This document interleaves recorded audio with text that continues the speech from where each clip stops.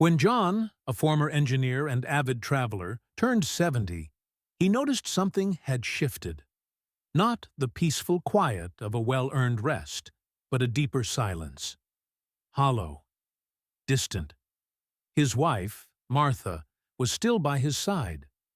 Kind, patient. But John felt an invisible wall growing between them. He touched her less, felt desire less often, not out of lack of love, but because something inside him seemed to have dimmed.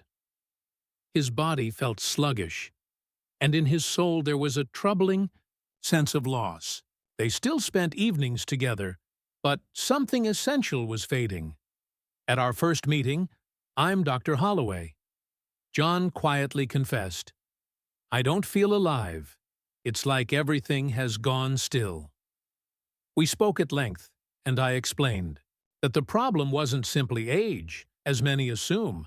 Yes, aging brings change, but one of the most common reasons for the loss of intimacy and energy isn't age itself. It's impaired circulation. As blood vessels lose elasticity, blood flow to vital areas declines. Tissues get less oxygen, nerves weaken, and sensation fades. This affects not only physical health, but also emotional closeness and confidence. Many men are afraid to speak about it. Some feel ashamed. Others believe it's too late. But the truth is, much can be changed. And the starting point isn't medication or surgery. It's something simpler: mindful, gentle movement. Our bodies don't forget how to be alive. They wait for a signal. And when we give that signal, even through basic exercises, the body begins to repair itself. Blood flow improves, warmth returns, energy rises, and with it, the desire to connect with ourselves, with our partners, with life. When John heard this, he looked at me with a trace of doubt. But there was hope in his eyes. "You mean it's possible to bring it all back?" he asked. "Not everything at once," I replied, "but much of it. Yes, and sometimes that's more than enough to feel alive again." We agreed to start small. One simple movement each day. It wasn't a cure or a miracle. It was a first step. And sometimes it's the first step that leads us back to ourselves. The following week, John returned noticeably more animated. He didn't complain or ask unnecessary questions. He simply said quietly, "I started." We sat down, and he shared that. At first, he felt awkward, as if he were doing something silly. But after just a couple of days, something unexpected happened. He started sleeping better, not longer or deeper, just more peacefully. His sleep, as he put it, became quieter, without tension in the body. That was the first sign that movement was working. Many men, like John, gradually become accustomed to passivity. After retirement, daily movement drops off sharply. There are no more commutes, errands, or lunch outings. Instead, a chair, a television, and the occasional walk.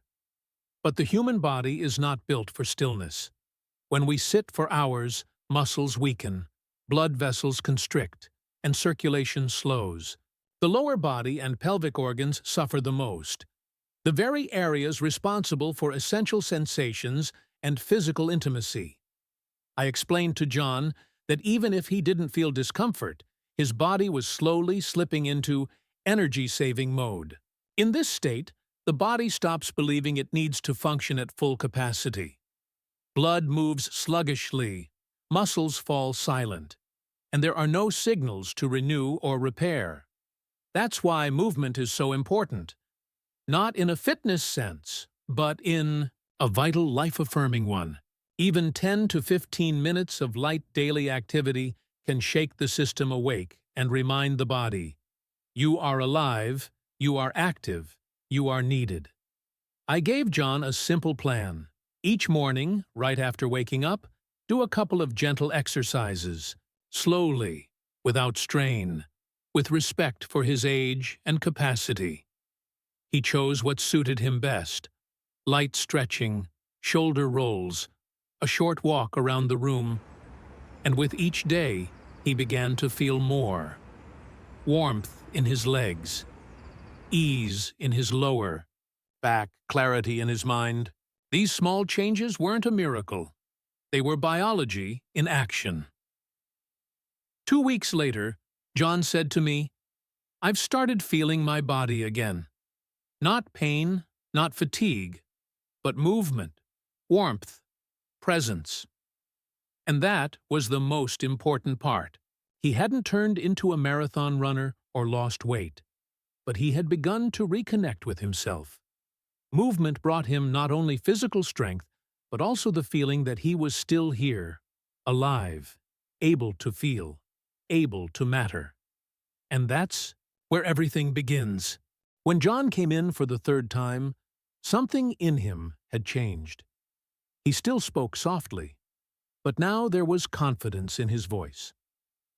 "I'm ready to try more," he said. We began with the simplest but incredibly important movement: seated, pelvic tilts. It might seem like a minor action, but its power lies in engaging the deep pelvic floor muscles, which play a vital role in circulation, sensitivity, and physical connection. I showed John how to sit upright, place his feet flat on the floor, and gently rock his pelvis forward and backward, breathing slowly and deeply.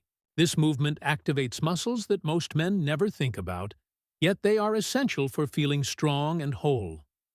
John started doing it daily, 1 minute at first, then 2. Within a week, he noticed a new warmth in his lower abdomen, as if something had switched back on.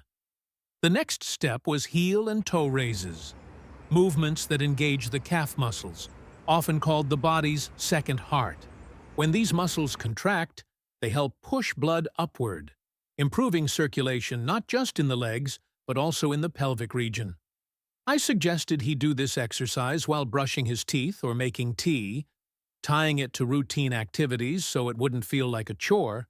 Within days, John said he began feeling a gentle tingling in his feet, and even arousal, something he hadn't felt in a long time. "It's strange," he admitted with a smile, "but it feels good, like I'm a man again." And I knew this was exactly what we had been working toward. Because when circulation improves, it's not just physical sensation that returns. Emotional confidence does too. A man begins to see himself, his partner, and his life differently. John told me that Martha had started touching his hand more often, and for the first time in a long while, he found himself responding, not out of obligation, but with real warmth. "We even laughed last night," he said, "for no reason at all." And in those few words was something deeper than happiness, a sign that genuine intimacy was returning. And it had all begun with 2 simple movements, practiced, with attention and respect for his body. When John came in next time, he seemed especially calm, not like someone who had solved all his problems, but like a man who had learned to live with them, with dignity and self-awareness. He sat down across from me, took a deep breath, and said, "I've realized something. It all starts with breathing." We both smiled. That was exactly the moment I introduced him to the 4th exercise: diaphragmatic breathing. At first glance, it seems simple. You just sit or lie down, place one hand on your chest and the other on your belly, and start breathing deeply so that your stomach rises, not your chest. But within this simplicity lies great power. Most people breathe shallowly, without even noticing, and the body remains in a state of tension. The heart beats faster, blood vessels constrict, and the nervous system stays in fight or flight mode.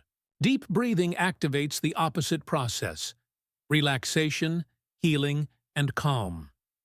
I explained to John that practicing this kind of breathing for just 5–10 minutes a day could improve oxygen levels, regulate blood pressure, enhance sleep, and reduce anxiety.